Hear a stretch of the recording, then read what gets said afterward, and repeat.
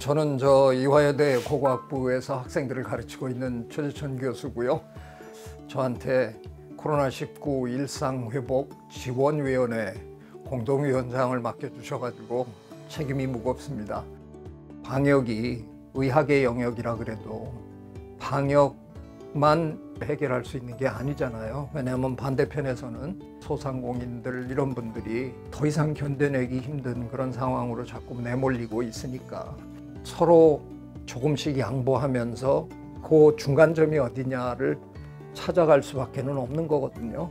이건 어쩔 수 없이 우리는 절충안을 내놓을 수밖에 없는 거다. 무사히 우리가 이 어려운 시기를 잘 빠져나갈 수 있도록 저도 노력하겠고요. 세계적으로 보면 2억 5천만 명이 감염이 돼서 500만 명이 목숨을 잃은 이 끔찍한 경험을 통해서 그렇게 비싼 등록금을 내고 새로운 배움의 길을 우리가 가고 있는 건데 기껏 옛날로 돌아가는 거 그건 전 너무 억울합니다. 더 멋진 새로운 미래, 그래서 앞으로 이런 재앙을 겪지 않아도 되는 그런 세상에 살 수 있는 그런 일상을 우리가 함께 만들어냈으면 좋겠습니다. 더 좋은 세상을 만났으면 좋겠습니다. 네.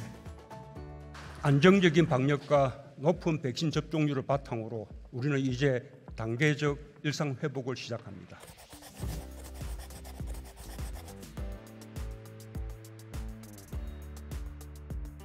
백신 접종이 한 70-80% 됐다 그러면 우리가 일상으로 돌아갈 최소한 필요한 조건은 일단 갖췄다.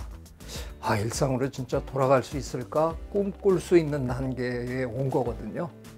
우리보다 먼저 접종이 조금 빨랐던 몇몇 나라들이 일상으로 돌아가는 시험들을 하고 있는데 그 사람들이 겪고 있는 그런 시행착오를 똑같이 따라갈 이유는 전혀 없는 거잖아요.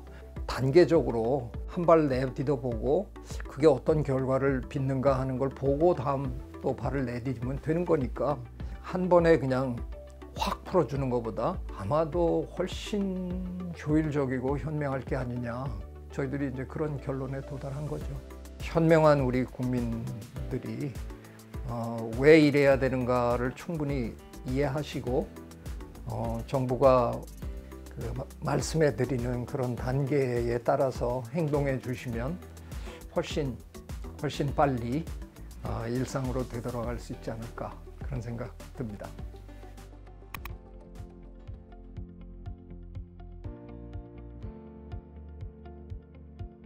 방패라는 말을 제가 만들었거든요.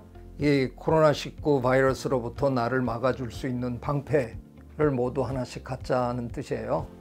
외국에서 들어온 이 백신 패스라는 표현이 거부감을 주는 분들이 있으신 거예요. 나는 백신을 못 맞았다. 근데 그게 내 의지로 안 맞은 사람도 계시겠지만 건강상의 문제로 여러 가지 이유로 못 맞은 분들도 계시거든요. 그분들에게도 참여할 수 있는 여지를 주기 위해서 이거를 방역 패스라고 부르고 저녁에 모임이 있다.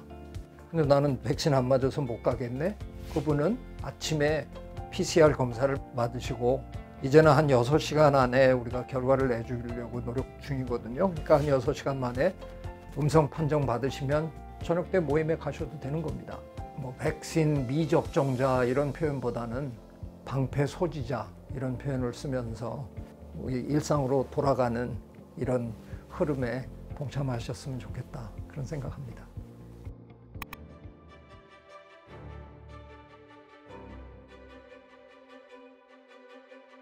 실제로 우리가 그 많은 바이러스들 중에서 완전히 박멸한 데 성공한 케이스는 딱 하나거든요. 천연두 바이러스 딱 하나 우리가 몇몇 실험실에만 이렇게 붙들려 있는 거고요.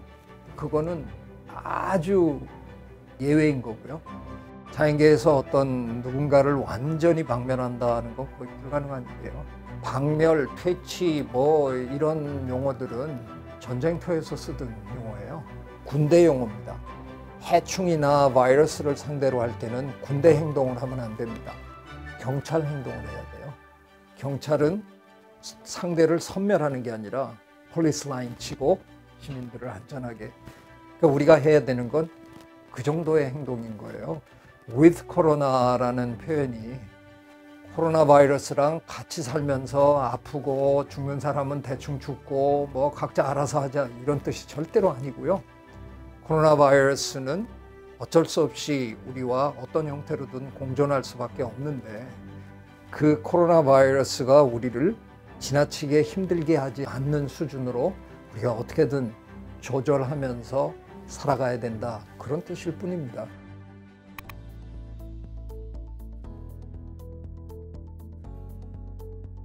우리가 새로운 일상을 만들어낼 때 그리 바람직하지 않았던 옛날 일상은 조금씩 떨어내고 더 좋은 일상, 선진 일상을 만들어내는 그런 일을 우리가 했으면 좋겠다.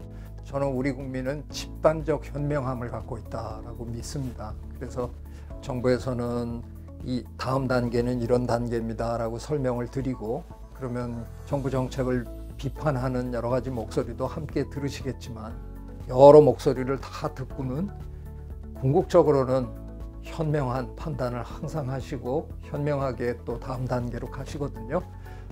저는 이번 경우에도 반드시 그러실 것이라고 좀 믿고 있습니다. 그래서 저희가 점진적으로 단계적으로 조심스럽게 한 발짝 한 발짝 나갈 텐데 같이 한 발짝 한 발짝 떼어주시면서 너무 성급하게 마스크 집어 던지고 막 그러지 마시고요. 결국은 우리가 함께 빠져나가야 되거든요. 우리가 그동안 많이 쓰던 아프리카 속담이 있잖아요.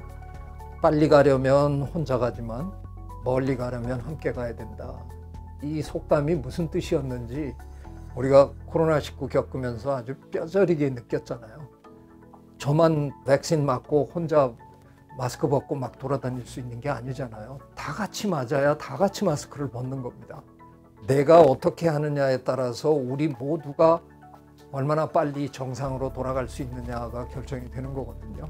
지금까지 인내해 오셨으니까 조금만 더 협조하시면 아마 제 생각에는 대한민국이 전 세계에서 거의 제일 먼저 아주 정상적인 삶으로 돌아가는 그런 나라가 되지 않을까 기대해 봅니다. 우리 충분히 할 수 있고요.